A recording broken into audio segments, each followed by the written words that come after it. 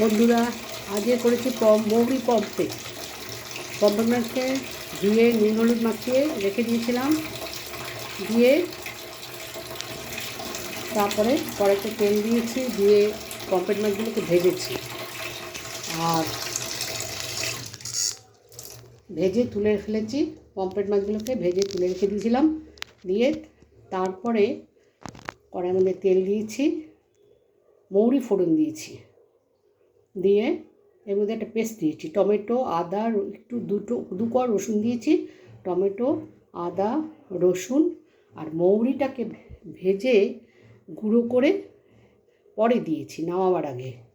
আগে টমেটো আদা রসুনের পেস্ট করে মৌরি ফোড়ন দিয়ে টমেটো আদা রসুনের পেস্টটা দিয়ে দিয়েছি তেলের মধ্যে। দিয়ে নাড়াতে নাড়াতে যখন তেল ছেড়ে বেরিয়ে এসছে, টমেটোটা একটু বেশি দিয়েছি, টমেটো প্রায় 4খানা দিয়েছি।